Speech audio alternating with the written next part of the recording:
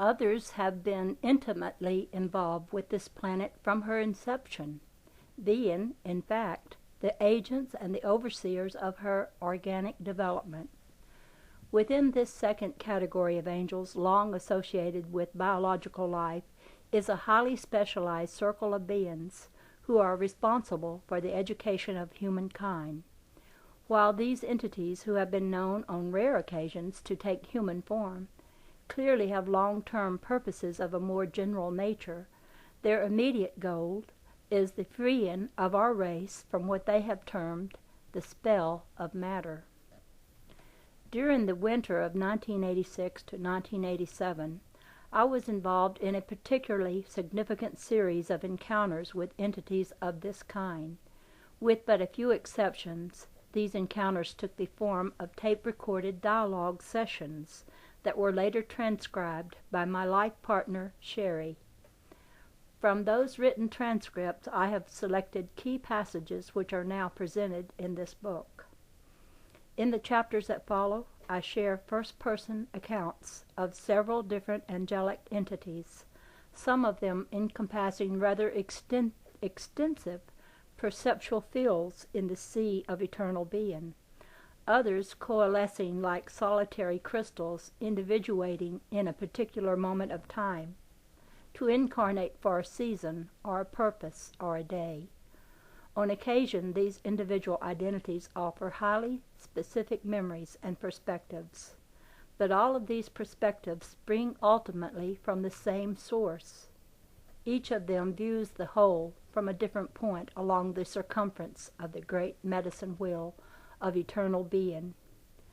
They speak of the unique role of this earth in galactic development, of the purpose of a human presence on this world, of the rebellion of the warrior tribes, of the role of the Americas, and they speak of their own angelic behind-the-scenes engineering as they have worked for millennia beneath the surface of human events, patiently drawing our race toward the very times in which we are now living.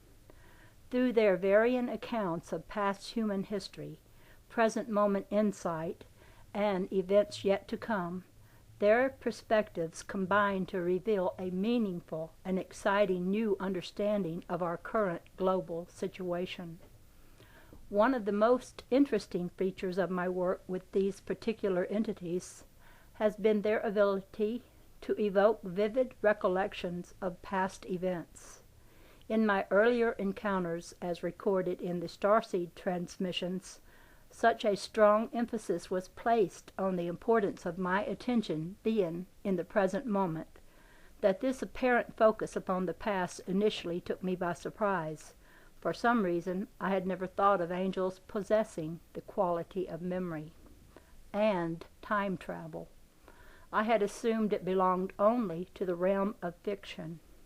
Yet when I first relaxed into the electric presence of the great being who narrates the early chapters of this book, and began to blend with it in a shared feel of luminous perception, I was struck with what first appeared as a stark incongruity in the acceptance of the present moment nature of its timeless spirit.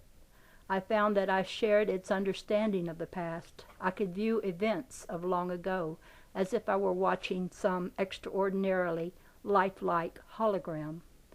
Relaxation into the presence of this angelic awareness had brought me into contact with what appeared to be a sort of collective memory, a detailed living record of human knowledge and experience. For me, this was a first. After some initial hesitation, due primarily to amazement, I decided to take the plunge. I let go and opened myself fully to the experience of blending with the angel. I relaxed in deep inner communion with its powerful field of awareness.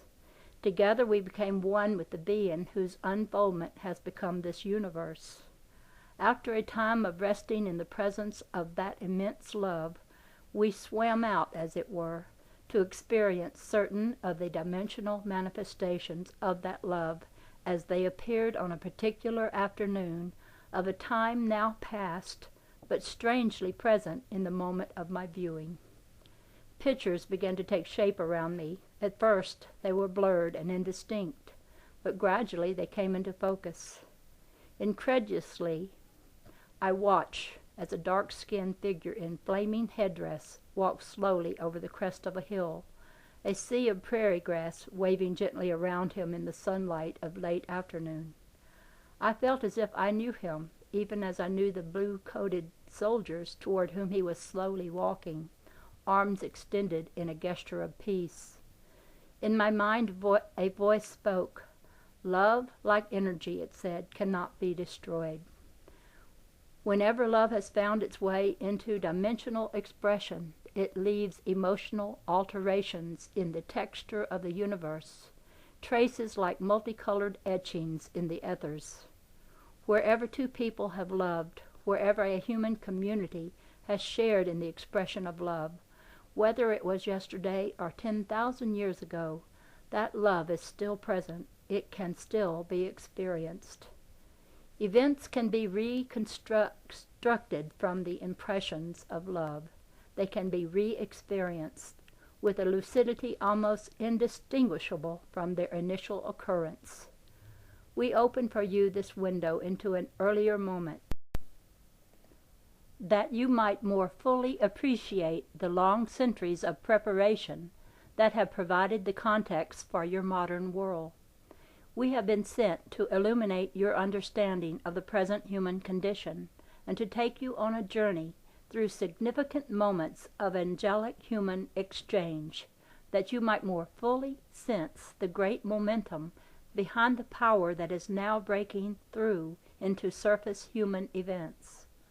When you understand the past as we do, you will understand the inevitability and imminence of the Creator's awakening in the human family. You will be in a position to more fully cooperate with the Great Spirit's purposes, for you will at last recognize them as your own. So began these communications. Like a song through my window they came, pure tones on the wind, currents of awareness from a less familiar part of the realm. I welcomed them. I had no struggle with this material, no strain. I made no effort to understand, to remember, to believe, or to disbelieve. When the communications were over, what belonged with me remained. What did not was nowhere to be found. The purpose of these printed thoughts is to connect those who read them with the source from which they flow and the home to which they call. Ken Carey, Greenwood Forest, February 1988. Part 1. The Bird Tribes. I remember the day when I walked across the open prairie with my head held high and my feathers blowing in the wind. The soldiers saw only my silhouette against the sky. I walked slowly toward them, arms extended from my side, palms facing them in a gesture of peace. I watched the waves of love emanate forth from my hands, as powerful as the love I expressed before and after Golgotha. The soldiers shot me dead. I knew they would. But their children have been brought up on my teachings, have loved my spirit, and have understood enough of my creative principles to sail to the moon. Could I have taught them in another way when their bullets flew and my feathers blew in the breeze that day? Could I have spoken more plainly than through the example of my deeds? I have died 1,000,000 deaths and lived as many lives to teach the warrior tribes what they would not learn in any other way. In the end, I am the victor, because the warrior tribes are changing fundamentally, while I am rising again and again, leading them and their kind ever onward toward their destiny among the midnight stars.